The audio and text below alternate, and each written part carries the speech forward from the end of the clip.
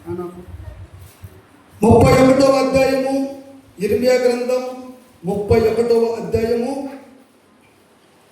13వ వచనం.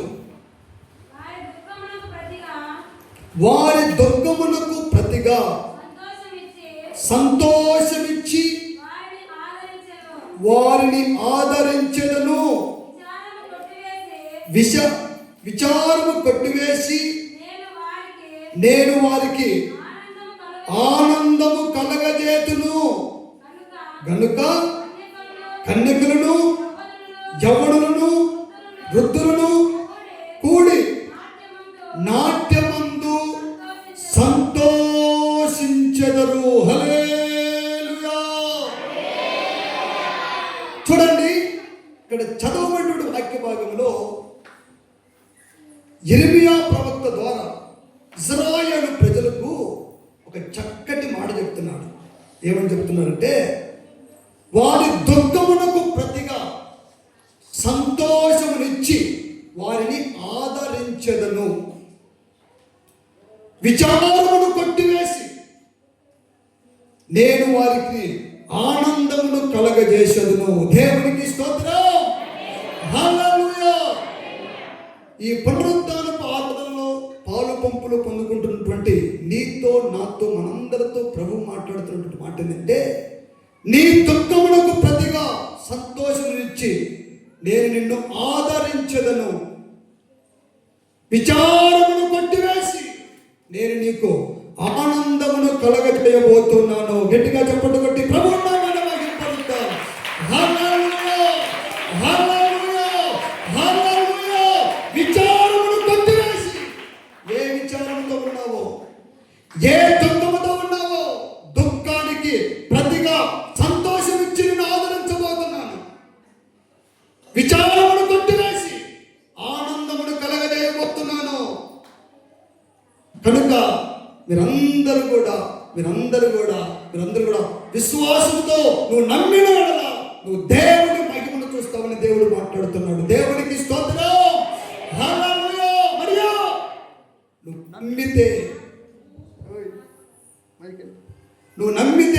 నమ్మిన ఎడల దేవుని మహిమను చూస్తావు. చూడండి, దేవుడు ఆనందమును కలగజేస్తానని చెప్పేసి దేవుడు మాట్లాడుతున్నాడు. దేవుడికి స్తోత్రం. అయితే చాలా మంది ఆనందము కొరకు, సంతోషం కొరకు రకరకాల ప్రయత్నం చేస్తున్నారు. రకరకాల ప్రయత్నాలు. అందులో ఆనందం ఉందేమో, ఇందులో సంతోషం ఉందేమో, ఇందులో ఆనందం ఉందని చెప్పేసి రకరకాలుగా ప్రయత్నాలు చేస్తున్నారు. దేవుడు అంటున్నాడు, నీ విచారమును కొట్టివేసి నీకు ఆనందమును కలగజేయబోతున్నాను. ఇశ్రాయేలు ప్రజలారా, ఆనందమును కలగజేయబోతున్నాను. చూడండి, త్రాగుడులో ఆనందం ఉందని చెప్పేసి చెప్తున్నారు. త్రాగుడు తాగితే దుఃఖంలో ఉన్నప్పుడు, వేదనలో ఉన్నప్పుడు కొద్దిగా రిలాక్స్గా కొద్దిగా మందేసుకుంటే సంతోషం ఉందేమో, ఆనందం ఉందేమో. కొద్దిగా అలా సినిమాకి వస్తే ఆనందం ఉందేమో. కొద్దిగా రిలాక్స్గా టీవీ ముందు కూర్చొని సీరియల్ చూస్తే ఆనందం వస్తుందేమో, సంతోషం వస్తుందేమో. ధనాన్ని చూసి ఆనందం, పేరును చూసి ఆనందం, రకరకాలుగా ఈ లోకానుసారమైనటువంటి ఆనందాన్ని వెతుకుతున్నారు. అయితే దేవుడు చెప్తున్నాడు, నీ దుఃఖానికి ప్రతిగా దుఃఖపడుతున్నావా? నీ దుఃఖానికి ప్రతిగా దేవుడు సంతోషం ఇవ్వబోతున్నాడు. విచారాన్ని కొట్టివేసి ఆనందాన్ని కలగజేయబోతున్నాడు. దేవుడికి స్తోత్రం. హల్లెలూయా, హల్లెలూయా. చూడండి, యోబు భక్తుడు ఒక మాట అంటాడు. భక్తిహీనులకు సంతోషం ఒక్క నిమిషం మాత్రమే. దేవుని యందు భయభక్తులు కలిగినటువంటి వానికి అతని సంతోషం దీర్ఘకాలం అంతా కూడా సంతోషంతో ఉంటాడని చెప్పేసి దేవుని వాక్యం చదివిస్తుంది. ఏమంటున్నాడు? భక్తిహీనులకు ఒక్క నిమిషం మాత్రమే సంతోషం. భక్తిహీనులంటే సినిమాల్లో సంతోషం చూసేవాడు, త్రాగుడులో సంతోషం చూసేవాడు, లోకంలో ఉన్నటువంటి వాటిలో సంతోషం చూసేవాడికి ఒక్క నిమిషం మాత్రమే సంతోషం అంట. ఆ తరువాత దుఃఖం ప్రారంభమవుతుంది. చూడండి, 3 గంటలు సినిమా చూస్తాం, చాలా చక్కగా నవ్వుతూ సంతోషంగా ఉంటాం. అయిపోయిన తర్వాత ఇంకన్ని బాధలు అన్నీ గుర్తొస్తాయి. అయితే దేవుని యందు భయభక్తులు కలిగి ఎప్పుడైతే మనం జీవిస్తామో అప్పుడు మనము సంపూర్ణమైనటువంటి సంతోషం కలిగి ఉంటాం. దేవునికి స్తోత్రం. మోషే అంటున్నాడు, నా అంతరంగమందు విచారములు ಹೆಚ್ಚుగా పెరిగిపోతున్నాయి. దేవుడు అంటున్నాడు, విచారమును కొట్టివేసి నీకు ఆనందమును కలగజేస్తానని చెప్పి దేవుడు అంటున్నాడు. మోషే అంటున్నాడు, నా అంతరంగమందు విచారములు పెరిగిపోతున్నాయి, ಹೆಚ್ಚుగా పెరిగిపోతున్నాయి. అయినా కూడా నీ గొప్ప ఆదరణే నాకు నెమ్మది కలిగించింది. దేవునికి స్తోత్రం. నీ ఆదరణే, నీ గొప్ప ఆదరణే నాకు నెమ్మది కలిగించింది అయ్యా. నా విచారములు పెరిగిపోతున్నాయి, సమస్యలు పెరిగిపోతున్నాయి. అయినా కూడా నీ గొప్ప ఆదరణే నాకు నెమ్మదిని కలిగించాయి. దేవునికి స్తోత్రం. హల్లెలూయా. కీర్తన గ్రంథం 94వ అధ్యాయము 19వ వచనం తర్వాత చదువుకోండి. చూడండి, దైవజనుడు పౌలు గారు ఒక మాట అంటారు. దైవజనుడు పౌలు గారు ఆయన అంటున్న మాట చదవండి. మా ఏప్రిల్ పత్రిక పౌలు మాట్లాడుతున్నటువంటి మాట 13వ అధ్యాయము ఏప్రిల్ రాసినటువంటి పత్రిక 13వ అధ్యాయము 17వ వచనం. మీ పైని నాయకులుగా ఉన్నవారు లెక్క ఒప్ప చెప్పవలసిన వారి వలె మీ ఆత్మలను కాయుచున్నారు. వారు దుఃఖముతో ఆ పని చేసిన యెడల మీకు నిష్ప్రయోజనము కనుక దుఃఖముతో కాకుండా ఆనందముతో చేయునట్లు వారి మాట విని వారికి లోబడి ఉండండి. దేవునికి స్తోత్రం. చూడండి, సేవ చేసే దైవ సేవకులంట దుఃఖముతో సేవ చేయకూడదంట. సేవ చేసే దైవ సేవకులు దుఃఖముతో సేవ చేయకుండా ఆనందముతో సేవ చేయాలంట. అక్కడ రాయబడినటువంటి మాట ఏంటంటే, మీ పైన ఉన్నటువంటి నాయకులుగా ఉన్నటువంటి వారు లెక్క ఒప్ప చెప్పవలసినటువంటి వారిగా మీ ఆత్మలను కాయుచున్నారు. దేవునికి మీ ఆత్మలన్నీ కూడా దేవునికి లెక్క చెప్పేవారిగా, లెక్క చెప్పవలసినటువంటి వారిగా మీ ఆత్మలను కాయుచున్నారు. మిమ్మల్ని అందరినీ కూడా ప్రభువు దగ్గర, ప్రభువా, లోకంలో ఉన్నటువంటి వారందరినీ కూడా నీ వాక్కు చేత, నీ మాటల చేత, నీ ఆత్మ చేత వాళ్ళందరినీ కూడా నేను తయారు చేశానయ్యా. వాళ్ళందరినీ కూడా నీ పోలికలోకి మార్చానయ్యా. నువ్వు ఏ విధంగా అలంకరించమంటే ఆ విధంగా అలంకరించని చెప్పేసి మీ అందరిని తీసుకుపోయి దేవునికి లెక్క అప్పగించాలట. మీ పైన ఉన్నటువంటి నాయకులుగా ఉన్నటువంటి వారు లెక్క అప్పచెప్పవలసినటువంటి వారిగా మీ ఆత్మను కాయుచున్నారు. కనుక వారు దుఃఖముతో ఆ పని చేసిన యెడల మీకు నిష్ప్రయోజనం. ఆ పని దుఃఖముతో చేయకూడదు. సేవకులు దుఃఖముతో చేస్తే, బాధపడతా చేస్తే మీకు ప్రయోజనం కలగదు, మీకు నిష్ప్రయోజనమే. కనుక దుఃఖముతో కాకుండా ఆనందముతో చేయనట్లు వారి మాట విని వారికి లోబడి ఉండండి. వారి మాట వింటే, వారికి లోబడితే మీకు ప్రయోజనం. ఒకవేళ వారి మాటలు మీరు వినకుండా, వారికి లోబడకుండా మీ ఇష్టానుసారమైనటువంటి జీవితం జీవిస్తే వాళ్ళు ప్రయాసమైనటువంటి ప్రయాసానికి ప్రతిఫలం రాకపోతే వారు దుఃఖంతో బాధపడుతూ దేవుని సేవ చేస్తారు. అయితే అది మీకు నిష్ప్రయోజనం, మీకు ప్రయోజనం లేదు.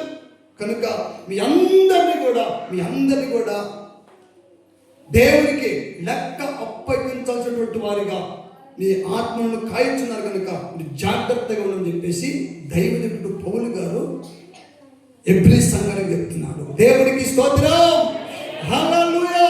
దేవుడి మాట వినాలి, సేవకుల మాట విని సేవకులకు లోబడితే అది మీకు ప్రయోజనం, అది మీకు ఆశీర్వాదం, అది మీకు దీవెన.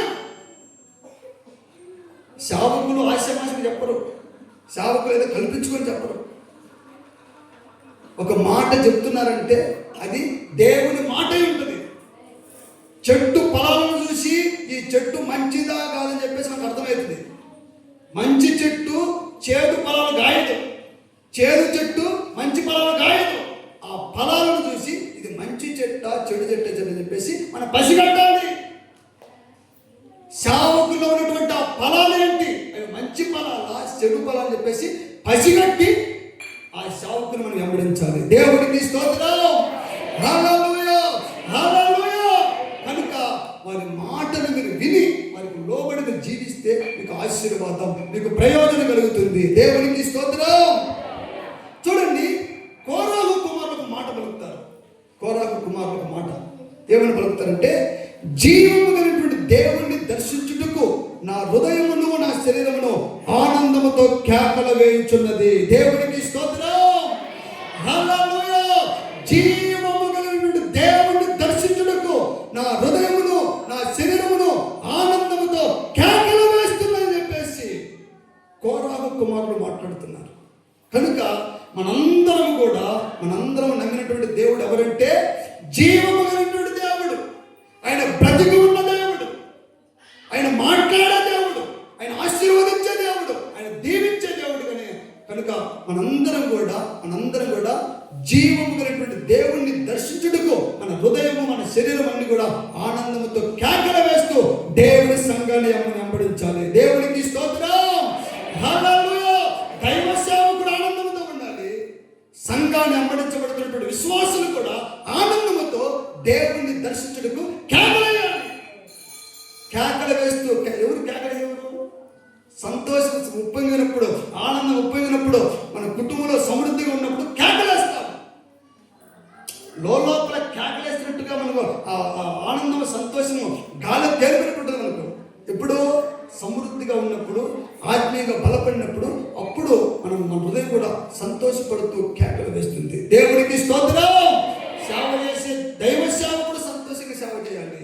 సంఘాన్ని వెంబడిస్తున్నటువంటి విశ్వాసులు కూడా సంతోషంతో వెంబడించాలి. దేవునికి స్తోత్రం, హల్లెలూయా.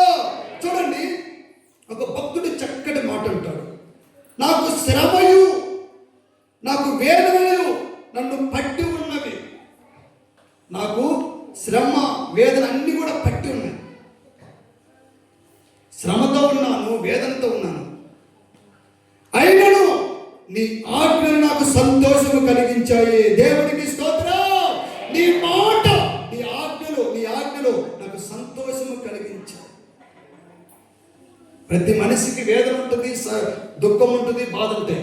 అయినా కూడా దేవుని మాటే మనకు సంతోషము ఆనందము కలిగజేస్తుంది. దేవునికి స్తోత్రం, హల్లెలూయా, హల్లెలూయా. చదవండి, మాట చదవండి. కీర్తన గ్రంథం 119వ అధ్యాయము, కీర్తన గ్రంథం 119వ అధ్యాయము 143వ వచనం. 119, 143. శ్రమయు వేదనయు నన్ను పట్టి ఉన్నవి, అయినను నీ ఆజ్ఞలు నాకు సంతోషమును కలగజేయుచున్నవి. అన్ని ఉన్న, శ్రమ ఉన్న, వేదమున్న, బాధ ఉన్న, ఏదన్నా కూడా నీ ఆజ్ఞ నాకు సంతోషం ఆనందము కలగజేస్తున్నాయి. మనకు ఆనందము సంతోషం ఉండాలంటే దేవుడి ఆజ్ఞ మనలో ఉండాలి. కీర్తన గ్రంథం 84:2. 84:2 వచనం. యెహోవా మందిర ఆవరణములను చూడవలనని నా ప్రాణము ఎంతో ఆశపడుచున్నది. అది సొమ్మసిల్లుచున్నది. జీవము గల దేవుని దర్శించుటకు నా హృదయమును నా శరీరమును ఆనందముతో కేకలు వేయుచున్నవి. హల్లెలూయా. దేవుని మందిరము చూడాలని, జీవము కలిగినటువంటి దేవుని దర్శించాలి, ఆయన చూడాలి, ఆయన మాటలు అని చెప్పేసి తన శరీరము, తన హృదయము, తన అంతా కూడా ఆనందంతో కేకలు వేస్తున్నాయట. కనుక నా ప్రియమైనటువంటి దేవుని బిడ్డరా, మనందరం కూడా ప్రభువుని వెంబడిస్తున్నటువంటి మనము ఎప్పుడు కూడా సంతోషంతో ఉండాలి. దేవునికి స్తోత్రం. హల్లెలూయా. దుఃఖమునకు ప్రతిగా సంతోషం ఇచ్చి నేను మిమ్మల్ని ఆదరించదును, విచారమును కొట్టివేసి నేను మీకు ఆనందమును కలగజేస్తానని వాగ్దానం చేసినటువంటి దేవుడు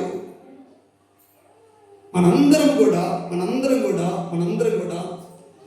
ఏమి చేస్తే మనకు ఆనందం కలుగుద్ది, ఏమి చేస్తే మనకు ఆనందం కలుగుద్దో ఒక 3 మాటలు చెప్పి నేను ముగిస్తాను. చదవండి. యెషయా గ్రంథం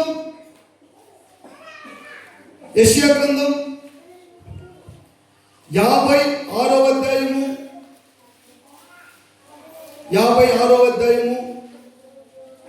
6-7 వచనాలు. విశ్రాంతి దినమును అపవిత్రపరచకుండా ఆచరించుచు నా నిబంధనను ఆధారము చేసుకొనుచు యెహోవాకు దాసులై యెహోవా నామమును ప్రేమించుచు ఆయనకు పరిచర్య చేయవలనని ఆయన పక్షమున చేరు అన్యులను నా పరిశుద్ధ పర్వతమునకు తోడు వచ్చెదను. నా ప్రార్థనా మందిరములో వారిని ఆనందింపజేసెదను. నా బలిపీఠం మీద వారు అర్పించు దహన బలులను నాకు అంగీకారములగును. నా మందిరము సమస్త జనులకు ప్రార్థనా మందిరము అనబడును. దేవునికి స్తోత్రం. హల్లెలూయా.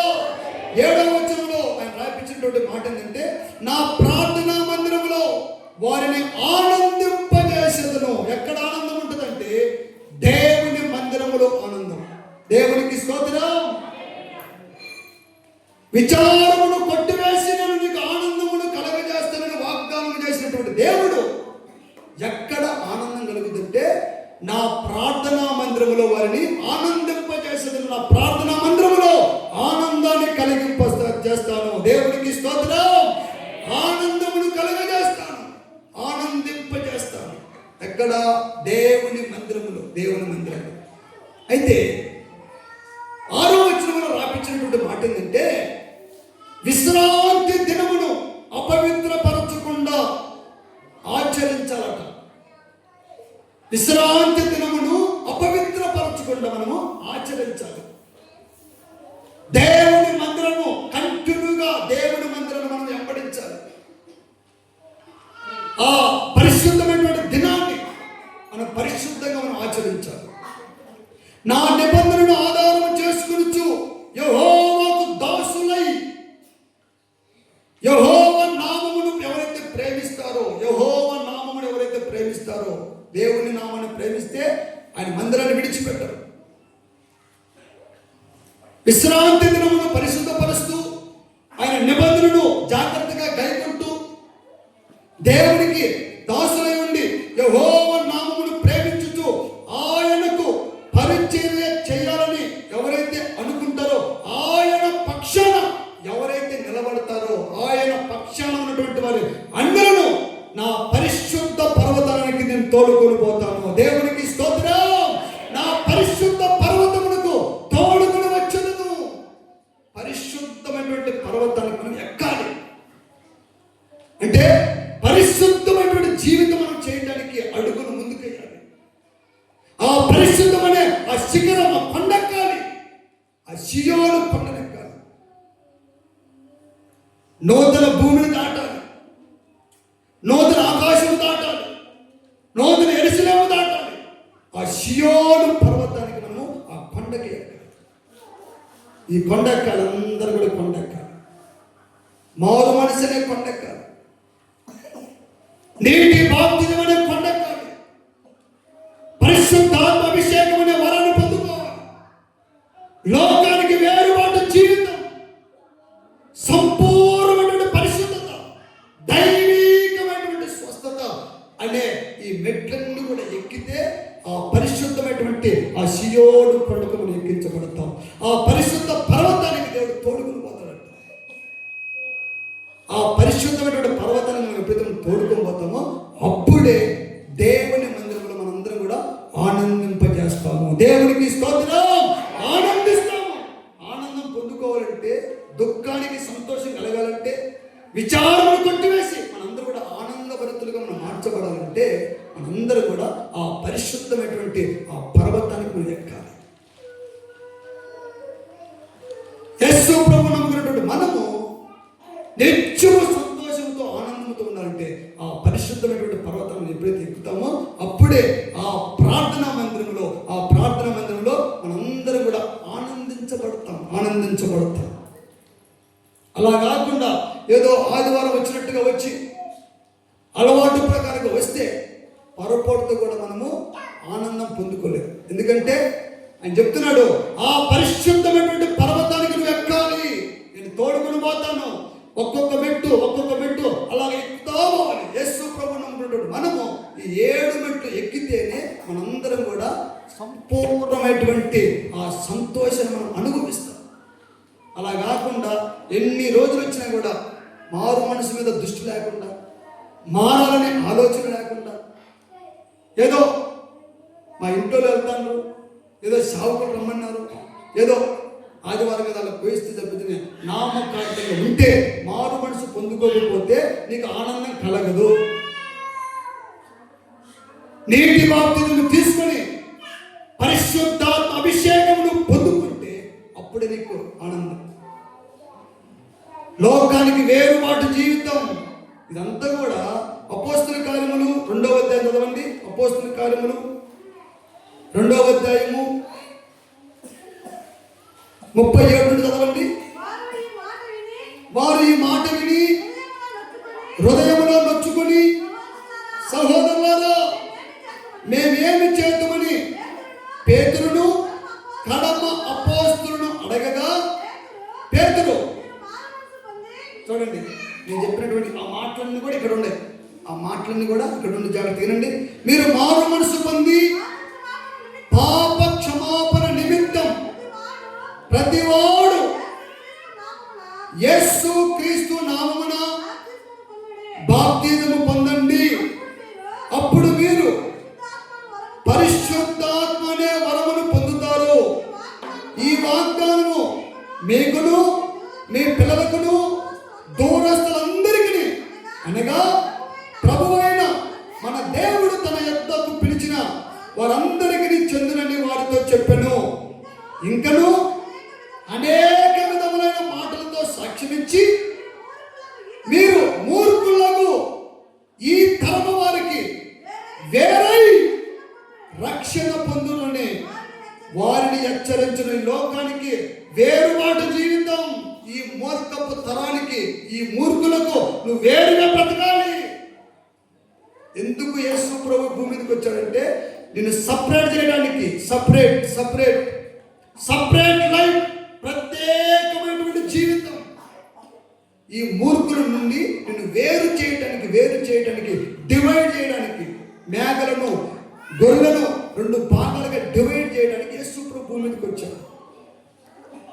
ఈ మూర్ఖులకు, ఈ తరం వారికి నువ్వు వేరై నువ్వు రక్షణ పొందాలని చెప్పేసి హెచ్చరించాడట. నా మామూలుగా చెప్పలేదట దేవుడు, హెచ్చరించాడు. దైవజనుడైనటువంటి పేతురు గారు, జాగ్రత్త, మీరందరూ కూడా పాప క్షమాపణ నిమిత్తం మారు మనసు పొందుకుని మీరు బాప్తిజం తీసుకోవాలి. పరిశుద్ధాత్మని వరాన్ని మీరు పొందుకోవాలి. ఈ లోకానికి వేరుబాటు జీవితం మీరు జీవించాలని చెప్పేసి హెచ్చరించాడు.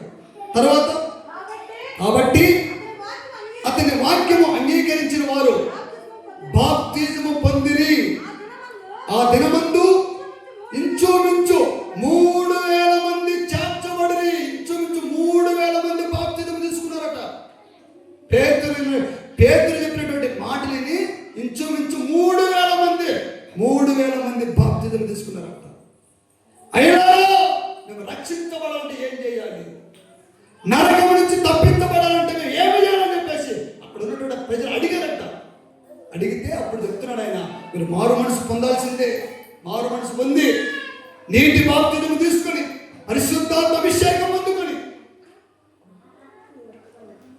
లోకానికి వేరుపాటుని దైవికమైనటువంటి స్వస్థత, ఈ దైవికమైనటువంటి స్వస్థత దైవ సేవకులు సపరేట్గా చేర్చారు. ఎందుకు చేర్చారంటే విశ్వాసం లేనటువంటి వాడు దేవునికి ఇష్టడే ఉండట అసాధ్యం.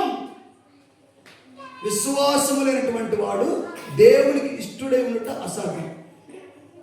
ఈ కొండపై ఆవగిందంత విశ్వాసం ఉంటే ఈ కొండపై ఆ సముద్రంలో పడతంటే మనకున్నటువంటి జరం బాధ, మనకు వచ్చినటువంటి తల్లపు బాధ, మనకు వచ్చినటువంటి శరీర బలహీనతలు పోతాయో. ఆవగిందంత విశ్వాసం ఉండి ఈ కొండపై ఆ సముద్రంలో పడమంటే పడుతుందట. పడుతుంది అడిగితే ఎప్పుడన్నా విశ్వాసము లేకపోతే దేవునికి ఇష్టడిగా ఉండడం అసాధ్యం. సరే, నేను పొందిన గాయాల తొలగికి స్వస్థత ఉందని చెప్పాడు లేదా? మరి ఉందా లేదా? మరి ఉంటే మరి నువ్వెందుకు? విశ్వాసం లేకపోతే దేవునికి ఇష్టడిగా ఉండటం అసాధ్యం. ఈ బైబిల్ను మనం నమ్మాలి. ఈ బైబిల్ మీద మనకు విశ్వాసం ఉండాలి. ఈ బైబిల్ మీద విశ్వాసం. ఈ బైబిల్లో ఏముంది? నేను పొందిన గాయాల ద్వారా మీకు స్వస్థత కలుగుతుంది. విశ్వాస సహితమైనటువంటి ప్రార్థన రోగిని స్వస్థపరుస్తుంది. విశ్వాసంతో ప్రార్థన చేస్తే రోగి స్వస్థత పొందుకొని ఆరోగ్యవంతుడిగా మార్చబడతాడంట. మీ కొరకు నీతిశుద్ధి ఉదయించాడు, అతని రెక్కలు మీకు ఆరోగ్యం కలగజేస్తాయి, మీ గాయములు మార్పుతాయి అని ఈ వాక్యాలని సేకరించి మా పైన ఉన్నటువంటి పరిస్థితిలో ఆ దైవికమైనటువంటి స్వస్థతను అక్కడ చేర్చి 23 సంవత్సరాల నుంచి ఆయన హాస్పిటల్కి వెళ్లకుండా దైవికమైనటువంటి స్వస్థత మీద ఆధారపడి ఆయన కొనసాగిస్తున్నాడు. దేవునికి స్తోత్రం. హల్లెలూయా. 23 సంవత్సరాలు ఆయన సాగుకొచ్చి 23 సంవత్సరాలు అయింది. అప్పటి నుంచి అయినా ఒక ఇంజెక్షన్ కానీ, ఒక టాబ్లెట్ కానీ, ఒక హాస్పిటల్ పోవటం కానీ, డాక్టర్ సలహా తీసుకోవటం కానీ లేదు. అంటే మనం ఒక్కొక్క మెట్టు ఆ పరిశుద్ధమైనటువంటి పర్వతానికి ఎక్కాలి. ఆ పర్వతానికి 7 మెట్లు ఉన్నాయి. ఆ మెట్లు ఒక్కొక్కటి ఎక్కితేనే మన కుటుంబంలో సంపూర్ణమైనటువంటి ఆనందం కలిగించబడుతుంది. దేవునికి స్తోత్రం. హల్లెలూయా. సంపూర్ణమైనటువంటి పరిశుద్ధత. చూడండి, ఈ మారు మనసు పొందుకొని బాప్తిజం తీసుకొని ఆ బాప్తిజం కాపాడుకొని ఎవరైనా ప్రభువులో నిద్రిస్తే వాళ్ళందరూ కూడా నూతన ఆకాశంలోకి వెళ్తారు, నూతన భూమిలోకి. ఇది మొట్టమొదటి స్థానం. అంటే ప్రభువు నుంచి లాస్ట్ స్థానం. ప్రభు అక్కడ ఉంటాడు, సియోన్. ఆ సియోన్ నూతన యెరూషలేము, నూతన ఆకాశం, నూతన భూమి. జస్ట్ మారు మనసు పొందుకొని బాప్తిజం పొందుకొని నువ్వు అలా ప్రభువులో కన్ను మూస్తే, ప్రభువులో నిద్రిస్తే నువ్వు డైరెక్ట్గా ఎక్కడికి వెళ్తావు అంటే ఇప్పుడైతే మొదటి ఆకాశానికి వెళ్తావు. రేపు ప్రభువు రాకట్లో ధవల సింహాసనం తీరిపోయిన తర్వాత నూతన భూమిలోకి వెళ్తావు. దేవునికి స్తోత్రం. పరిశుద్ధాత్మ అభిషేకం అందుకొని దేవుని ఆత్మచేత నడిపించబడుతూ దైవికమైనటువంటి స్వస్థత మీద నువ్వు ఆధారపడితే, నువ్వు కన్ను మూస్తే నూతన ఆకాశంలోకి వెళ్తావు. లోకానికి వేరుపాటు జీవితం జీవించి సంపూర్ణమైనటువంటి పరిశుద్ధత పొందుకొని దేహంలో నుంచి బయటకు వస్తే, దేహ విమోచన కలిగితే అప్పుడు నూతన యెరూషలేము. ఎంతమంది అయితే 1,44,000 మంది మాత్రమే ఆ నిత్య సియోన్లో ఉంటారని చెప్పేసి దేవుని వాక్యం చదివిస్తుంది. ఆ సియోన్లో అడుగు పెట్టే వారికి ఉండవలసినటువంటి అర్హతలు ప్రకటన గ్రంథం 14వ అధ్యాయం ఉంటుంది. తర్వాత చదువుకోండి. దేవునికి స్తోత్రం. హల్లెలూయా. హల్లెలూయా. మన కుటుంబంలో ఆనందం కలగాలంటే విశ్రాంతి దినమును మనము అపవిత్రపరచకుండా జాగ్రత్తగా కాపాడాలి. నిబంధనను గైకొనాలి. అలాగనే మనందరం కూడా ఆయన కొరకు మనం ఎప్పుడైతే రోషము కలిగి ఆయన పక్షాన నిలబడతామో, పరిచర్య చేయడానికి ఆయన పక్షాన ఎప్పుడైతే నిలబడతామో అప్పుడే ఆ పరిశుద్ధ పరిశుద్ధమైనటువంటి పర్వతానికి దేవుడు తోలుకుపోతాడు. నా ప్రార్థనా మందిరంలో వారిని ఆనందింపజేస్తాను. నా ప్రార్థనా మందిరం సమస్త జనులకు ప్రార్థనా మందిరంగా అది పిలువబడుతుందని చెప్పేసి దేవుని వాక్యం చలవిస్తుంది. దేవునికి స్తోత్రం. హల్లెలూయా, హల్లెలూయా. యెషయా ప్రవక్తకు దర్శనం చూస్తున్నాడు. దేవాలకు అంచుల వరకు దేవుడు తన చొక్క మహిమతో నిండి ఉన్నాడు. యెషయా గ్రంథం 6వ అధ్యాయము, యెషయా గ్రంథం 6వ అధ్యాయము 1వ వచనం.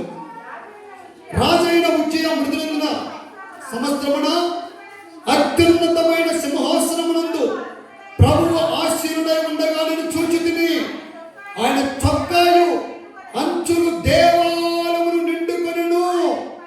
ఆయనకు పైగా శరాపులు నిలిచి ఉండిరి. ఒక్కొక్కరికి 6 రెక్కలు ఉండెను. ప్రతివాడు 2 రెక్కలతో తన ముఖమును, 2తో తన కాళ్ళను కప్పుకొనుచు, 2తో ఎగురుచుండెను. హల్లెలూయా. యెషయా ప్రవక్త దర్శనం చూస్తున్నాడు. దేవుని చొక్క అంట, దేవుని చొక్క అంగి అంట దేవాలయం అంచుల వరకు నిండి ఉందంట.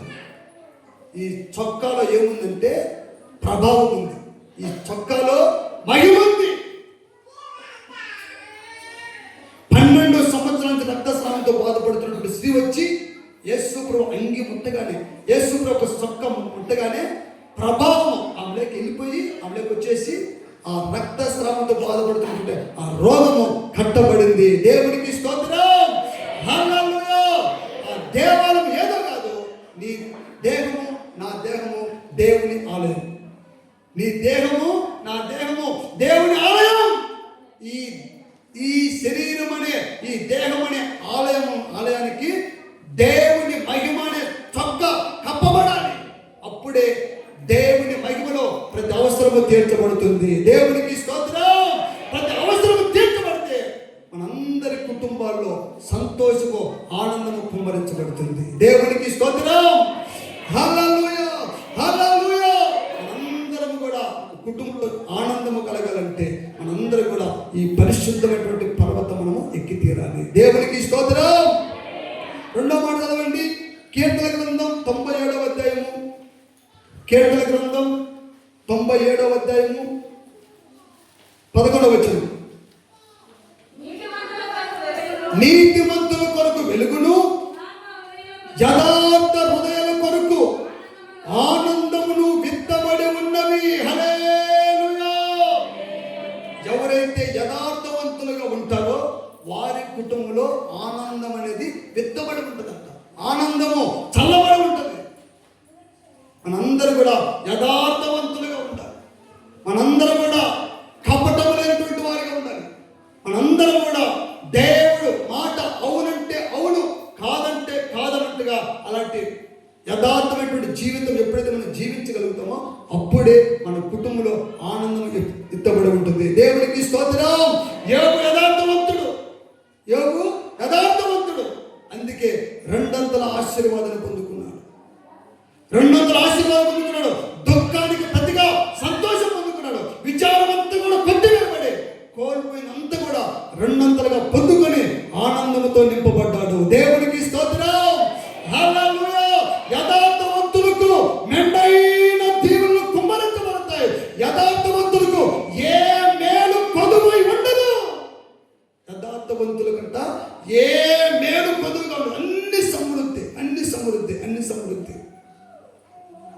ఈ పరిచర్య ప్రారంభంగా 2 సంవత్సరాలు అయింది. ఉద్యోగము, వ్యాపారం ఇవన్నీ కూడా తీసేసి ఏ పని లేకుండా, ఏ ఆధారం లేకుండా యేసుక్రీస్తే ఆధారమని ఒక్క రాత్రికే అన్ని కటింగ్ అయిపోయినాయి. ఒక్క రాత్రికే లక్షల వ్యాపారం, లక్షల వ్యాపారం అనేటువంటి అలాంటి వ్యాపారం. నువ్వు వచ్చేటప్పుడు కూడా మంచి ఆఫర్ వచ్చింది. ఉద్రమైన సాధన మోసం చేస్తుందని చెప్పేసి, నిజం సాధన మోసం చేస్తాడు. మంచి ఆఫర్ వచ్చింది. నేనేమో క్రిస్మస్ పండుగకు ఖచ్చితంగా మందిరం కట్టబడి మందిరంలో ఆరాధించాలి, మందిరంలో ఆరాధన అని చెప్పేసి మా ఆలోచన. తీరం వచ్చేటప్పుడు మంచి ఆఫర్. 10-20 రోజులకే 1 లక్ష రూపాయలు వస్తాయి. 10-20 రోజులకే 1 లక్ష రూపాయలు వస్తాయి. అలా చాలా అది పెద్ద పెద్ద వర్క్ అది. అయితే వద్దు అని చెప్పేసి అన్ని కూడా విడిచిపెట్టేసి ఒకే ఒక రాత్రికే లక్షల వ్యాపారం తీసివేసుకొని ప్రభు కొరకు వస్తే ఈ రోజుకి ఎక్కడ కూడా చేయి చాపలేదు, ఎక్కడ కూడా నోరు తెచ్చి అడగలేదు. దేవుడు సమృద్ధిగా ఒకసారి జరిగించిన సన్నివేశం ఏంటంటే 2,000 రూపాయలు మాత్రం దగ్గర ఉన్నాయి. ఆ 2,000 రూపాయలు తీసుకొని ఎక్కడ కూడా ప్రార్థన పెట్టాలి, ఏదో ఒక ఊళ్ళో ప్రార్థన పెట్టాలని చెప్పేసి ఉన్నటువంటి బాలాయపల్లి గ్రామంలో ఒక కుటుంబం దగ్గర ప్రార్థన పెట్టిన తర్వాత ప్రార్థన పెట్టేసి ఆ 2,000 రూపాయలుగా బియ్యము బ్యాళ్ళు అది తెచ్చేసి ఆ కుటుంబీకులు కూడా ఆ చికెన్ ఏదో తెచ్చేసి వాళ్ళు చేసేసారు. ప్రార్థన అయిపోయింది. మేము ఒట్టి చేతులతో ఉన్నాం. ప్రభువా తెల్లవారితే కూరగాయకి లేవు, బియ్యానికి లేవు, ఏమి లేవు. ప్రభువా నీవే స్తోత్రం నాయనా, నువ్వు ఇంచుమించు 6 లక్షల మందిని పోషించావు కనుక మేము ఉండేది 18 మందిని, నీకు ఇది పెద్ద విషయం కాదని చెప్పేసి మేము స్తోత్రాలు నడుచుకుంటూ అప్పుడు ఏమి లేవు మాకు, ఇప్పుడు కూడా ఏమి లేదు దేవుని స్తోత్రం. అయితే నడుచుకుంటూ వచ్చిన తర్వాత పడుకున్నాం. దేవుడు చక్కగా కూటం బాధ చాలా సంతోషపడ్డాం. పడుకున్నాం. తెల్లవారిన తర్వాత ఇక ఒకరి మొదలు చూసుకుంటాం. ఎందుకు కూరగాయలు లేవు సరే అని చెప్పేసి దేవుని స్తోత్రం చెప్పేసి అలా ఉంటే కరెక్ట్గా అండి 8 గంటలకు మార్నింగ్ పొద్దున 8 గంటలకు జడ్చల నుంచి ఒక ఫోన్ వచ్చింది.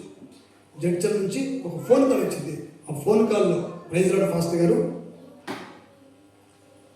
మీ అకౌంట్ నెంబర్ ఇదేనా? అవునమ్మా. నేను వెంటనే 30,000 రూపాయల అకౌంట్ వేశారు. దేవునికి స్తోత్రం. హల్లెలూయా, హల్లెలూయా. 30,000 రూపాయల కళ్ళు అటు తిరిగిపోయాయి, కళ్ళు అటు బెమిసిపోయాయి. 2,000 రూపాయలు ఖర్చు పెడితే 30,000 రూపాయలు ఇచ్చావు ప్రభు. ఇక మాకు పండగ. దేవునికి స్తోత్రం. హల్లెలూయా. యథార్థవంతులకు ఏ మేలు కొదువై ఉండదు అని అనుకుంటాం. ఎలా వస్తుందో నీకు నాకు అనవసరం. అయితే దేవుడు కార్యం చేస్తాడు. దేవునికి స్తోత్రం. యథార్థమనే విత్తనమును విత్తితే ఆనందం అనే పంటను నువ్వు కోస్తావు. యథార్థమనే విత్తనమును భూమిలో పాతి పెడితే ఆనందం అనే పంటను ఖచ్చితంగా కోస్తే. కనుక యథార్థతను విడిచిపెట్టద్దు. యోగు భార్య ఉంటుంది, ఏమంటుందంటే ఇంకా నువ్వు యథార్థం విడిచిపెట్టవా?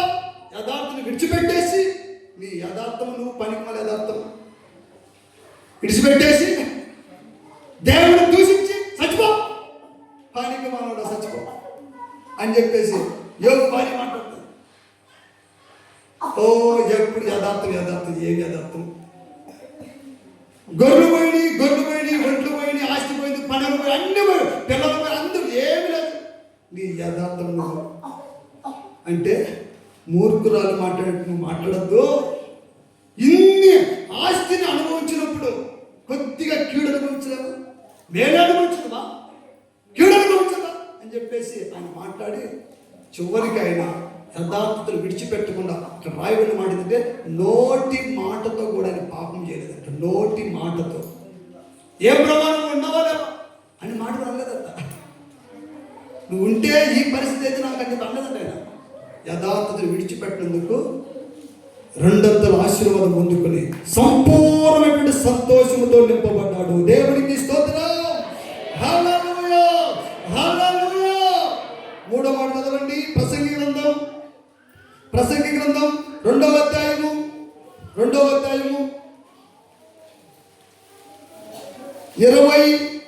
వచనం. ఏలైనగా దైవ దృష్టికి మంచివాడుగా ఉండువానికి దేవుడు జ్ఞానమును, తెలివిని, ఆనందమును అనుగ్రహించును. దేవునికి స్తోత్రం. చూడండి, ఏదైనా దైవ దృష్టికి, మనుషుల దృష్టి కాదు. మనుషుల దృష్టికి అయితే మనం లోపల కొన్ని కప్పెట్టి పైకి మంచివారుగా కనపడి అలా కాదండి. మనుషుల దృష్టి కాదంట. దైవ దృష్టికి మంచివాడుగా ఉండువానికి దేవుడు జ్ఞానమును, తెలివిని, ఆనందమును అనుగ్రహిస్తాడంట. దైవ దృష్టికి, దేవుడి దృష్టికి మనం ఎలా ఉండాలంట? మంచివాడు దేవుని దృష్టికి మంచివాడిగా, దేవుడు మన హృదయ అంతరంగంలోకి తొంగి చూడగలిగినటువంటి దేవుడు. మనుషేమో పైపైన రూపం చూస్తాడు, దేవుడేమో లోపల అంతరంగమును తొంగి చూడగలిగిన దేవుడు కనుక దైవ దృష్టికి మంచివాడిగా ఉన్నటువంటి వానికి జ్ఞానమును, తెలివిని, ఆనందమును అనుగ్రహిస్తాడు. అలాగనే చదవమ్మా. అయితే దైవ దృష్టికి ఇష్టుడగు వానికి ఇచ్చుటకై ప్రయాసపడి పోగు చేయు పనిని ఆయన పాపాత్మునికి నిర్ణయించును. అర్థమైందా? ఈ మాట అర్థమైందా? అర్థం కాలేదు? ఈ మాట అర్థం కాలేదు? దైవ దృష్టికి దేవుడికి ఇష్టుడుగా ఉన్నటువంటి వానికి ఇవ్వటానికి ప్రయాసపడి పోగు చేయు పనిని ఆయన పాపాత్మునికి నిర్ణయిస్తారంట. పాపాత్ముని చేత ఈ దైవ దృష్టికి ఇష్టుడిగా ఉన్నటువంటి వాడిని పోషించడానికి పనిని ప్రారంభిస్తాడంట. పాపాత్ముని వాడుకుంటాడంట. పాపాత్ముని వాడుకుంటాడంట. ఇక్కడ దేవుడి పని జరగడానికి పాపాత్ములను వాడుకుంటాడంట. మిమ్మల్ని వాడుకున్నది నీతిమంతులుగా ప్రభు యొక్క రక్తం చేత కడగినటువంటి వారిని కాదు మిమ్మల్ని వాడుకునేది. ఇక్కడ పరిచర్య బలంగా జరగడానికి అన్యులను పాపాత్ములకు పోగు చేసి ప్రయాసపడి పోగు చేసి తీసుకుపోయి అక్కడి ప్రయాసపడి కష్టపడి పోగు చేసి పలానా దైవ సేవకులకి అని చెప్పేసి పాపాత్ములకు పనిని పెడతాడట. పాపాత్ములకు పనిని నిర్ణయిస్తాడట. చాలా మంది దైవ సేవకులకు తెలియదు. సంఘానికి వచ్చేవాళ్ళు కాదు గుప్పిలు నింపేది, సంఘానికి వచ్చేవాళ్ళు కాదు, బయట నుంచి బయట పని చేస్తూ ఉంటారు కదా, బయట ఉన్నటువంటి వాళ్ళ వారే దైవ సేవకులు ప్రేమించి ఇష్టపడి మందిరానికి రాలేదు. వారు మందిరానికి రారు. అయితే కానుక మాత్రం పంపిస్తారు. మనలో మహానుభావులు కానుకలు ఇవ్వడానికి అక్కడ చాలా మంది పోయిన వార్షికోత్సవ మందిరానికి వార్షికోత్సవానికి చాలా మంది అన్యులు ఇక్కడ జడ్చర్ల నుండి, బెంగళూరు నుండి, ఇక వాళ్ళందరినీ కూడా దేవుడు వాడుకుంటాడు. ఇక ఆత్మీయులు ఉన్నారు కానీ బయట ఇక్కడ ఉన్నటువంటి ఒక ఆయన వచ్చాడు. ఇదే ఊరి నుంచి వచ్చాడు ఒక ఆయన. విజయవాడకి సాగులు వీటికి వెళ్ళాలి, చాటుకి డబ్బులు. అయితే రెడీ కూర్చున్నాం. రెడీ డ్రెస్ వేసుకొని రెడీ కూర్చున్నాం ఇక్కడ. చాటుకి డబ్బులు. సరే దేవుడు ఎవరు పంపిస్తానని చెప్పేసి అలా కూర్చొని ఉంటే ఒక ఆయన వచ్చాడు. ఒక ఆయన వచ్చి, అయ్యా మేము నిరుడు వరి పెట్టాము, వరి పెడితే ఆ వరిలో పందులు పడకపోతే ఇక్కడ ఉన్నటువంటి మందిరానికి కానిపిస్తాను చెప్పి మొక్కున్నారంట. పందులు పడకపోతే, వరిలో పందులు పడకపోతే, నిజం వాస్తవం అండి, చూపిస్తాయండి. వరిలో పందులు పడకపోతే అక్కడ ఉన్నటువంటి మందిరానికి సేవకులకి కానిపిస్తాను చెప్పి మొక్కుంటే ఆయన వచ్చి ఇక్కడికి వచ్చి, అయ్యా నేను అనుకున్నాను, నేను ఎప్పటి నుంచో రావాలనుకుంటున్నాను, రాలేకపోయాను, ఈ రోజు కుదిరిందని చెప్పేసి ఆయన వచ్చి మా చేతిలో కానుక పెట్టేసి ఇక ప్రార్థన చేసుకుని వెళ్ళాడు. దేవుడికి స్తోత్రం. హల్లెలూయా, హల్లెలూయా. చాలా మంది మీటింగులకు బయట నుంచి దేవుడు పంపిస్తారు. దైవ దృష్టికి మంచివాడుగా కనబడేటువంటి వానికి జ్ఞానమును, తెలివిని, ఆనందం అనుగ్రహించి దైవ దృష్టికి ఇష్టుడగు వానికి ఇచ్చుటకై ప్రయాసపడి పోగు చేసి ఆ పనిని, ఏ పనిని, దైవ సేవకులకు సహకారిగా ఉండడానికి, దైవ సేవకులకు అవసరాలు తీర్చడానికి పాపాత్రులు వాడుకుంటారంట. పాపాత్రులు వాడుకుంటారు. మిమ్మల్ని కాదు వాడుకుంటారంట, బయట ఉన్నటువంటి వారు వాడుకుంటారంట. దేవుడికి స్తోత్రం. అందుకే ప్రార్థన చేస్తున్న, ప్రభువా ఎటు తిరిగిన ఆయన ఈ 12 కూడా పూర్తి కావాలయ్యా. నువ్వు ఏం చేస్తావేమో, ఆల్రెడీ చేసావు, గొప్ప గొప్ప కార్యాలు చేశావు కనుక నీకు అసాధ్యమైనటువంటి కార్యం లేదు కనుక బయట ఉన్నటువంటి వాళ్ళందరూ పాపాత్మ అందరూ వాడుకో, పాపాత్మను అందరినీ వాడుకో, అందరినీ వాడుకో, ప్రేరేపించు. ఏదో ఒకటి రోగం పెట్టు, తీసుకురా. అంతే. మన కొరకు రోగం పుట్టాలంతే. మన అవసరం తీర్చుకోవాలంటే రోగం పుట్టాలి. పుట్టిస్తాడు ఆయన, తీసుకొస్తాడు ఆయన. కనుక మనందరం కూడా మన కుటుంబంలో ఆనందం కలగాలంటే దైవ దృష్టికి మంచివారిగా కనబడాలి. మన అవసరం తీర్చబడాలంటే దైవ దృష్టికి ఇష్టడుగా కనపడాలి. ఎప్పుడైతే ఇష్టడుగా కనపడతామో, మంచివారు కనపడతామో, మన కుటుంబంలో ఆనందము సమృద్ధి కలిగించబడుతుంది. దేవునికి స్తోత్రం. హల్లెలూయా, హల్లెలూయా. 4వ మాట చదవండి. మలాకి గ్రంథం 3వ అధ్యాయము. మలాకి గ్రంథం చివరి మాట నేను చదువు ముగించబోతున్నాను. మలాకి గ్రంథం 3వ అధ్యాయము 12వ వచనం. అప్పుడు ఆనందకరమైన దేశంలో మీరు నివసిస్తురు కనుక అండజనులందరూ మిమ్మును దండులందరని సైన్యములకు అధిపతియగు యెహోవా సెలవిచ్చుచున్నాడు. దేవునికి స్తోత్రం. అప్పుడు మీరు ఆనందకరమైనటువంటి దేశంలో మీరు నివాసం చేస్తారు. ఎప్పుడట? అప్పుడు మీరు ఆనందకరమైనటువంటి దేశంలో మీరు నివాసం చేస్తారు. అన్ని జనులందరూ కూడా ఈ యేసు ప్రభు నమ్ముకోకుండా ఉన్నటువంటి వాళ్ళందరూ కూడా మిమ్మల్ని అందరూ కూడా దండులుగా పిలువబడతారంట. దండులుగా మీరు పిలువబడతారంట. ఎప్పుడంటే దేవుని మందిరానికి సహకారిగా ఉన్నప్పుడు. చదవండి, అమ్మాట చదవండి. 10వ వచనం చదవండి. నా మందిరములో మా 8 నుండి చదవండి. మానవుడు దేవుని యొక్క దొంగిలినా అయితే మీరు నా యొక్క దొంగిలించుతుంది.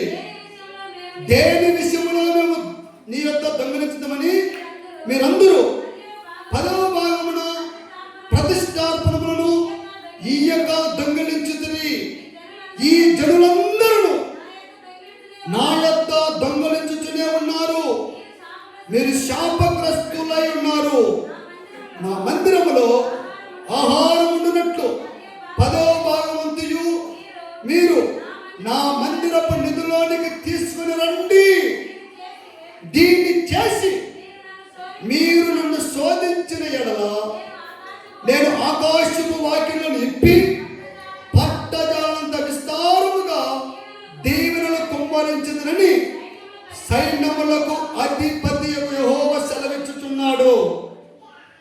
చూడండి, మనందరం కూడా ఆనందకరమైనటువంటి దేశంలో నివాసం చేయాలంటే దేవుడి దగ్గర దొంగతనం చేయకూడదు. ఆయన అంటాడు, మీరందరూ కూడా మనుషుల దగ్గర దొంగతనం చేస్తున్నారు. మీరందరూ కూడా మనుషుల దగ్గర దొంగతనం చేస్తున్నారు. కొంతమంది అయితే నా దగ్గరే దొంగతనం చేస్తారని చెప్పేసి అంటారు. కొంతమంది అయితే నా దగ్గరే మీరు దొంగలించుతున్నారు. ఎలాగంటే 10వ భాగము ప్రతిష్టాత్మకమైన అర్పణను మీరు తీసుకురాకుండా మీరే నా దగ్గర దొంగతనం చేస్తున్నారు, దొంగిలించుతున్నారు. మీరు శాపగ్రస్తులు అయిపోతారని చెప్పేసి దేవుడు వాక్యం చదివిస్తుంది. అందరూ కూడా దేవుడు మనం పిలిచింది ఎందుకంటే మీరందరూ కూడా ఆశీర్వాదములకు వారసులు అవ్వడానికి మీరు పిలువబడ్డారు. ఈ మందిరానికి ఎందుకు పిలువబడ్డారంటే ఆశీర్వాదానికి, ఆశీర్వదించబడటం కాదు. ఆశీర్వదించబడటం వేరు, ఆశీర్వాదానికి వారసులు అవ్వడం వేరు. మనందరం కూడా ఆశీర్వాదానికి వారసులుగా మార్చబడటానికే ఆయన పిలిచారంట. దేవుడి వాక్యం చదివిస్తుంది. మీరు శాపగ్రస్తులై ఉన్నారు. ఎందుకు ఇంకా ఈ దరిద్రం పోలేదు, ఎందుకు ఈ శాపం పోలేదు, ఎందుకు ఈ పేదరికం పోలేదంటే ఆయన చెప్తున్నాడు, మీరందరూ నా దగ్గర దొంగలిస్తున్నారు. నా సొమ్ము మీరు దొంగలిస్తున్నారు. కనుక మందిరంలో ఆహారం ఉన్నట్లుగా, మందిరంలో నిత్యము ఆహారం ఉన్నట్లుగా మీరందరూ కూడా మీ 10వ భాగములో ప్రతిష్టాత అర్పణ తీసుకొని వచ్చి మందిరానికి తీసుకొచ్చి దీన్ని చేసి మీరు శోధించిన ఎడల పరీక్షించు, దేవుడు పరీక్షించు. చూడండి, ఒకసారి ఏం జరిగిందంటే మేము అక్కడ సేవ చేసినప్పుడు, విశ్వాసంగా ఉన్నప్పుడు పెద్ద దైవ సేవకులు ఒక మీటింగ్ ఏర్పాటు చేశారు. 4 రోజులు మీటింగ్ ఏర్పాటు చేశారు. మీటింగ్ ఏర్పాటు చేసి ఆయన అన్న మాట ఏంటంటే, అయ్యా దేవుడు ఎందుకో నేను చూపిస్తున్నాడు. నమ్ముతారు? దేవుడు కొన్ని నమ్మాలి. మరి నమ్మకపోతే దేవుడు మిమ్మల్ని మీ మీద ప్రేరేపిస్తున్నాడు అంటే ఇంకోటి, ఆ సేవకులు ఎలాంటి వాళ్ళను పసిగట్టాలి. ఈ ఉత్తత్త ప్రవచనాల, ఈ ఉత్తత్త ప్రేరేపణ అని చెప్పి మనం పసిగట్టాలి. సూర్యుని పట్టణస్థలలో ఒక స్త్రీ ఉంది. ఆమె పేరేంటే గనురాలు. ఈ పేరు గనురాలు. ఈ గనురాలు తన భర్తతో చెప్తున్నటువంటి మాట ఏంటంటే, అయ్యా మన ఊరికి వచ్చుచూ పోవచ్చున్నటువంటి దైవ సేవకుడు, దైవ భక్తి కలిగినటువంటి దైవ సేవకుడిని నేను గుర్తుపట్టాను. గట్టిగా చెప్పండి, ప్రభు నామమున మహిమపడతాం. హల్లెలూయా, హల్లెలూయా, హల్లెలూయా. నీ ఇంటికి వస్తూ పోతున్నటువంటి దైవ సేవకుడు, అతడు దైవ భక్తి సేవకుడు, బ్రతుకుదల కోసం సేవకుడు గుర్తుపట్టాలి. గుర్తుపట్టకపోతే నువ్వు మోసపోతావు. గుర్తుపట్టకపోతే నువ్వు మోసపోతావు. ఆమె పేరే గనురాలు. గనురాలు గనురాలు ఎందుకు గనురాలు పెట్టబడిందంటే, దైవ సేవకుడు ఇతను మంచి దైవ సేవకుడా, లేకపోతే నామకార్థ దైవ సేవకుడా, పేరుకు మాత్రమేనా, లేకపోతే దేవుడి చేత పంపబడినటువంటి సేవకుడు అని చెప్పేసి నేను గుర్తుపట్టానయ్యా, గుర్తుపట్టని చెప్పేసి తన భర్తతో చెప్తుంది. మన ఊరికి వస్తూ పోతున్నటువంటి దైవ సేవకుడు, బతుకు తెరువు కోసం వచ్చే సేవకుడు కాదు, దైవ భక్తి కలిగినటువంటి దైవ సేవకుడు అని చెప్పేసి నేను గుర్తుపట్టాను. కనుక ఆయన మన ఊరికి వచ్చినప్పుడు అన్ని కూడా సమకూర్చాలని చెప్పేసి తన భర్తతో మాట్లాడాలి. దేవునికి స్తోత్రం. హల్లెలూయా, హల్లెలూయా. ఆ తర్వాత ఇక దైవ సేవకులు, అయ్యా పోస్టర్లు పాంప్లెట్ వేయడానికి దేవుడు నీ మీద చూపిస్తున్నాడు అని చెప్పేసి అన్నప్పుడు నేను ఏదో ఒక 1000 రూపాయలు అడుగుతున్నాను. సరేగా ఇద్దామని చెప్పాను. ఎంతంటే 12,000 రూపాయలు చెప్పారు. ఎంత?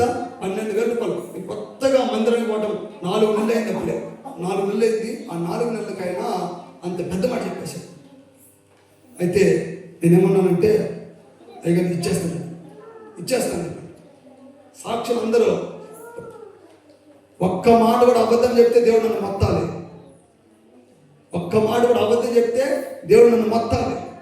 అయితే ఇస్తాను చెప్పేసి బుధవారం వచ్చారు. బుధవారం మాట్లాడినాం. ఇక నా దగ్గర డబ్బులు అయితే తెచ్చిపెట్టే కెపాసిటీ ఉన్నాను, తెచ్చిపెట్టే స్తోమత ఉంది. తర్వాత వెళ్ళాను.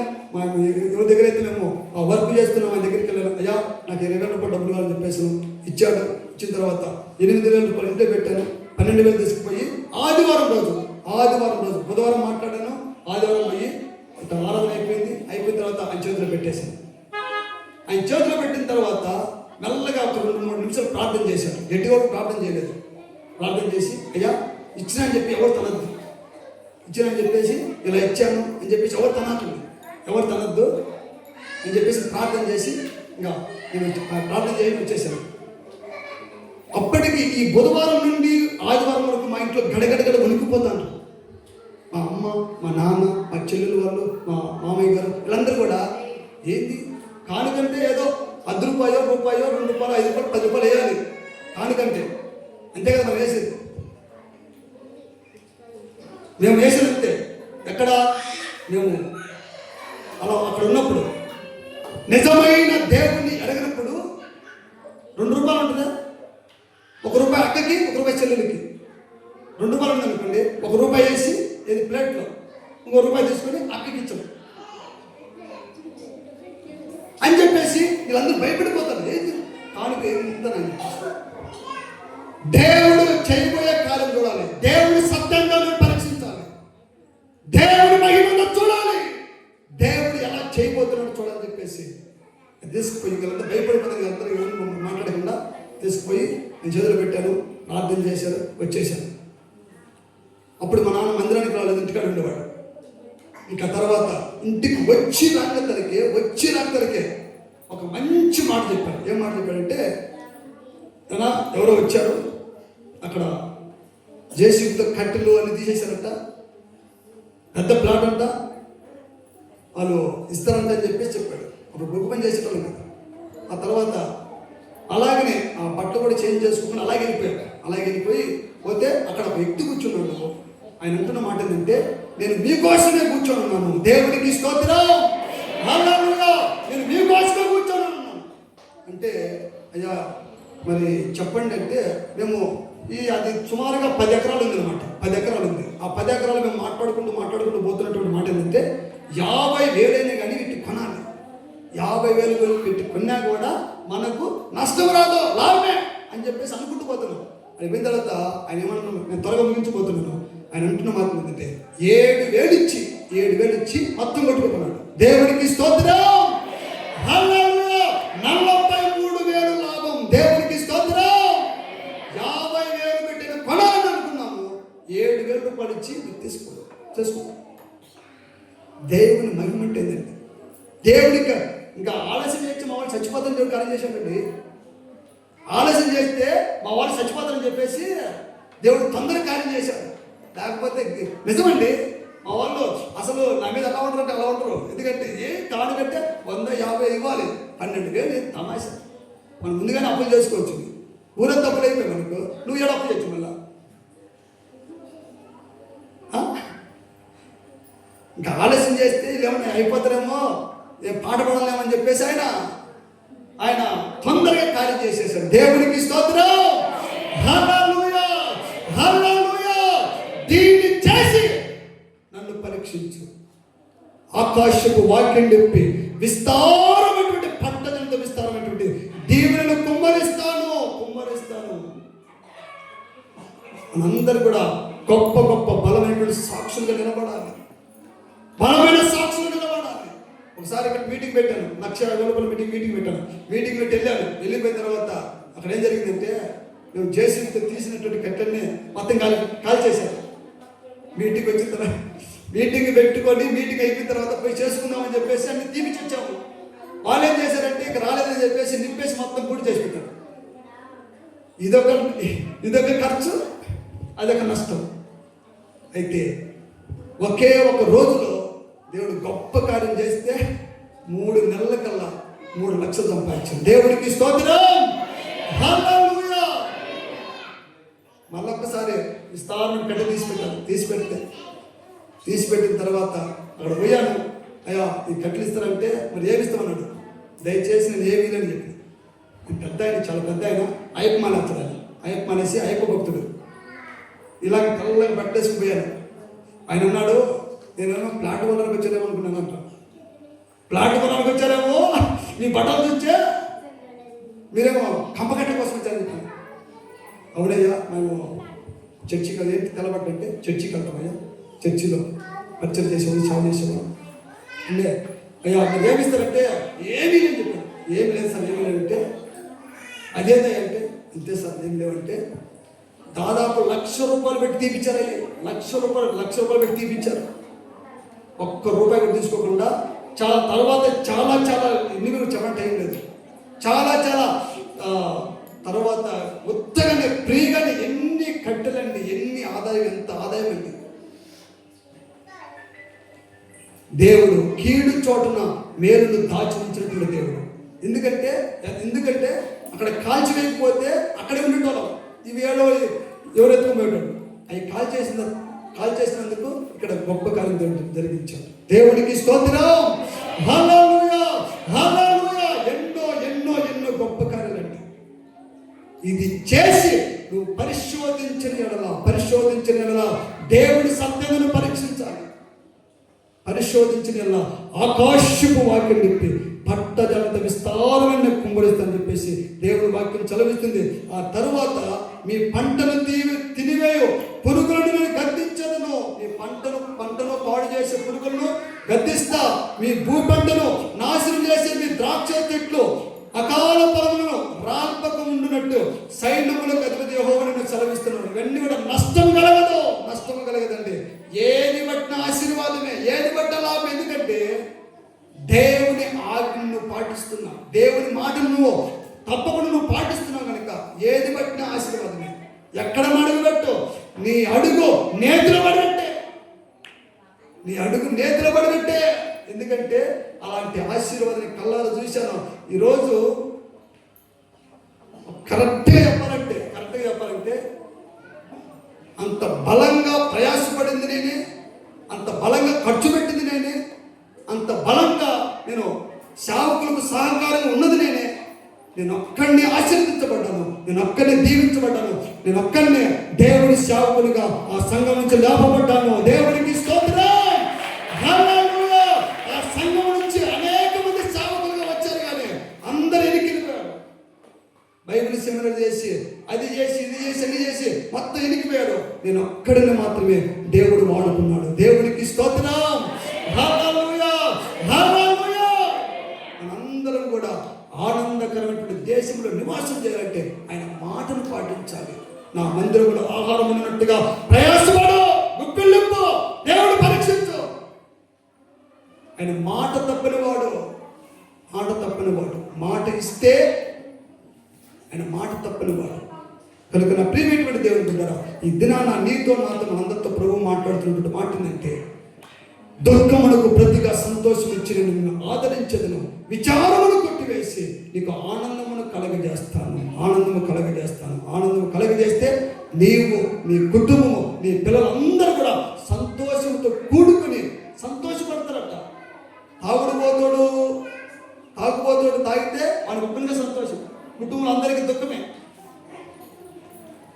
తాగుబోతోడు తాగితే వాడికి సంతోషం, వాడి ఆనందానికి అర్థం ఉండవు. ఇంకా మిగతా వాళ్ళందరికీ దుఃఖమే. ఆయన అట్లా చెప్పట్లేదు. యవ్వనస్తులు, కన్యకులు, వృద్ధులు అందరూ కూడుకొని, మీ కుటుంబంలో ఎంతమంది అయితే యవ్వనస్తులు ఉన్నారో, పిల్లలు ఉన్నారో, వృద్ధులు ఉన్నారో, అందరూ కూడుకొని నాట్యమందు సంతోషించదురు. అందరూ కుటుంబం సమేతంగా ఆయన ఆనందాన్ని కలగజేస్తే కుటుంబంలో అందరికీ సంతోషం. కనుక నా ప్రియమైనటువంటి దేవుని బిడ్డలారా, మనందరం కూడా ఆనందకరమైనటువంటి దేశంలో మనందరం కూడా నివసించబడుదుము గాక. దయచేసి మోకరించండి. ఇప్పుడు ప్రార్థన చేసుకుందాం. స్తోత్రం. గ్లోరీ. హల్లెలూయా. దైవమే, తండ్రికి స్తోత్రములు నాయన. విచారమును కొట్టివేసి ఆనందమును కలగజేస్తానని వాగ్దానము చేసిన వాడానికి స్తోత్రాలు.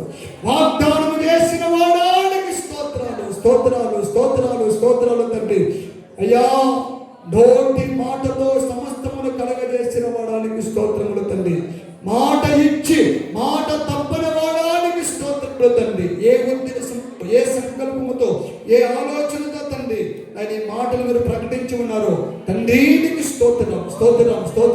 అందరూ ప్రార్థన చేస్తున్నాం. ప్రార్థన.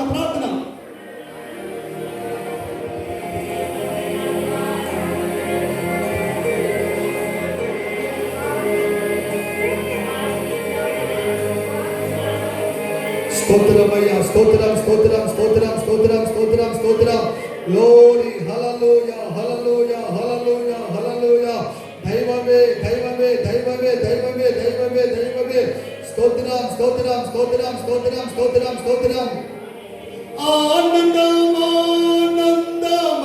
ఆనందమే శాశ్వత ప్రేమచ నన్ను ప్రేమించి. ఆనందమే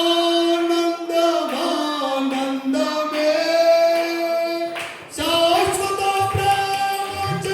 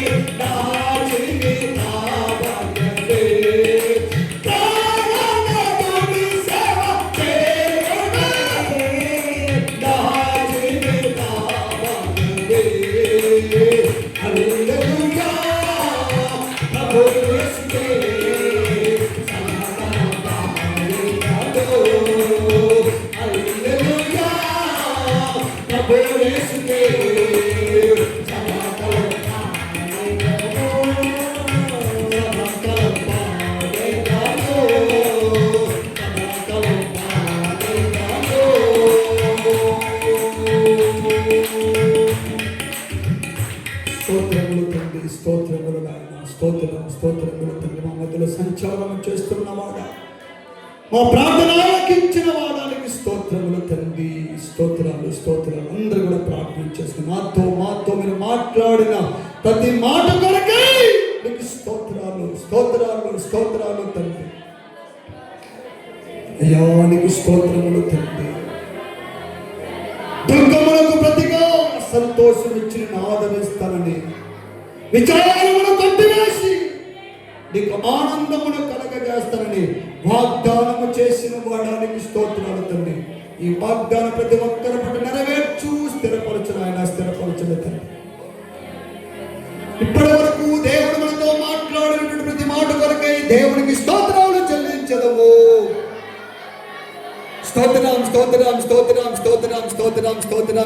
అన్న మాటను, మనతో మాట్లాడిన ప్రతి మాటను సారవంతమైనటువంటి విత్తనాలుగా నూరంతలుగా ఫలించుటకు కృప చూపినట్లుగా దేవునికి స్తోత్రాలు చెల్లించదము. స్తోత్రం.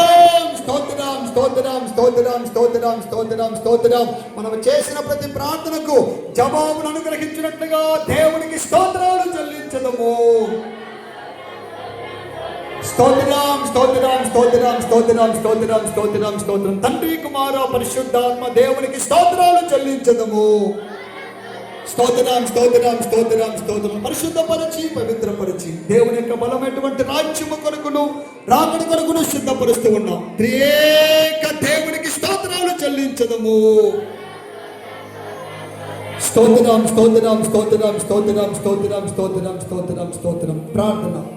పరిశుద్ధుడా, ప్రేమ కలిగిన తండ్రి, సర్వశక్తిమంతుడా, మాకు చాలిన దేవుడా, అయానికి స్తోత్రములు తండ్రి, స్తోత్రములు నాయన. ఈ పునరుత్థానపు ఆరాధనను ప్రత్యేకమైనటువంటి కోణములు మీరు జరిగించినటువంటి విధానమును బట్టి నీకు స్తోత్రాలు చెల్లిస్తున్నాము తండ్రి. నాయన, ఈ పునరుత్థానపు ఆరాధనను మాకందరికి ఆశీర్వాదకరంగా, దీవెనకరంగా, నీకు మాత్రమే మహిమకరంగా జరిగించి ఉన్నారని విశ్వాసంతో ప్రార్థన చేస్తున్నాము తండ్రి. మేము చేసిన ప్రతి ప్రార్థనకు సంపూర్ణమైన జవాబు దయచే ప్రభా. పాటల ద్వారా, ఆరాధన ద్వారా, సాక్ష్యం ద్వారా, వాక్యము ద్వారా నీ నామానికి మహిమను తెచ్చుకున్నటువంటి విధానమును బట్టి నీకు స్తోత్రాలు చెల్లిస్తున్నాము తండ్రి. నాయన, మీరు మాట్లాడిన ప్రతి మాట కొరకై నీకు స్తోత్రాలు తండ్రి. ఎంతమంది అయితే దుఃఖముతో వచ్చారో, దుఃఖానికి ప్రతిగా సంతోషమును గ్రహించి ఆదరించు నాయన. విచారమును కొట్టివేసి ఆనందమును కలగజేయ ప్రభు తండ్రి. మీరు మాట ఇచ్చి మాట తప్పే దేవుడు కాదు నాయన తండ్రి. మేమందరం కూడా తండ్రి సంతోషంతో నింపబడాలి ప్రభు, సంతోషంతో నింపబడాలి. ఆ పరిశుద్ధమైనటువంటి పర్వతం మీదకి మేము ఎక్కవాలి ప్రభు తండ్రి. యథార్థవంతులుగా మేము మార్చబడి, యథార్థవంతులకు ఏ మేలు పదువై ఉండదని ప్రభా, ఆ మాటను మా జీవితంలో నెరవేర్చబడి, ఆ మాట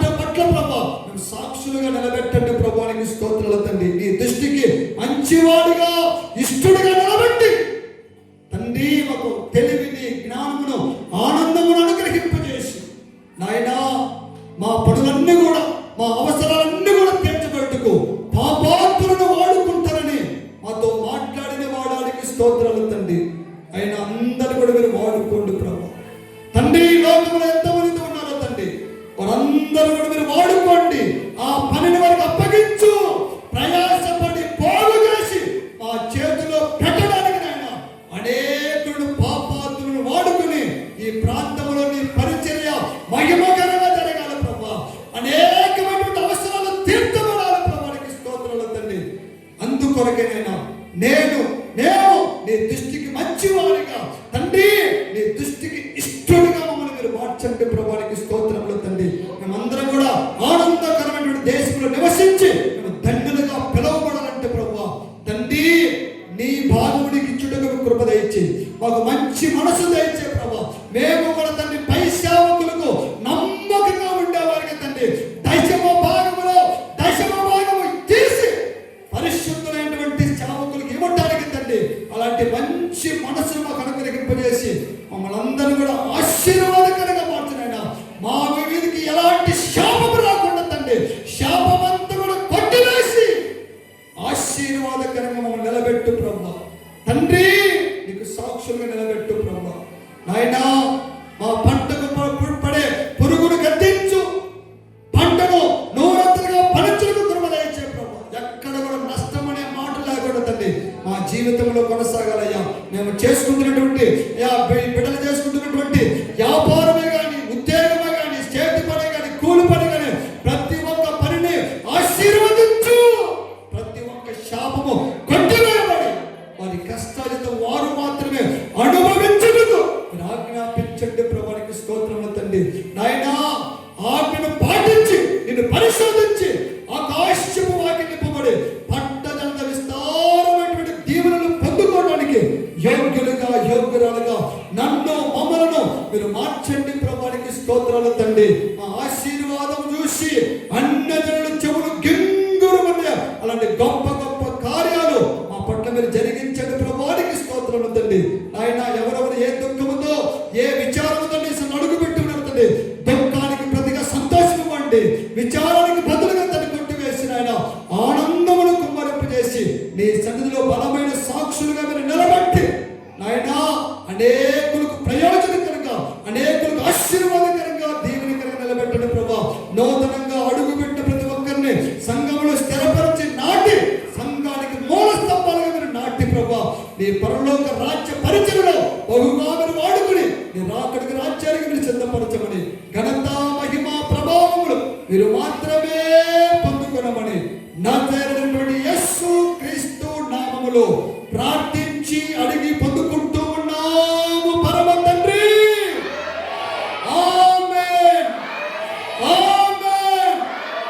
మన ప్రభువు అయినటువంటి యేసు క్రీస్తు కృప, తండ్రి అయినటువంటి దేవుని ప్రేమ, పరిశుద్ధాత్మ దేవుని అన్యోన్య సహవాసమును ఇప్పుడును ఎల్లప్పుడును సకల కోటి పరిశుద్ధులకును మరి ముఖ్యముగా ఈ పునరుద్ధరణ ఆరాధనలో పాలు పంపులు పొందుకున్న మనందరికీ నిత్యము సదాకాలము తోడై ఉండును గాక. ఆమేన్ ఆమేన్. హల్లెలూయా హల్లెలూయా హల్లెలూయా.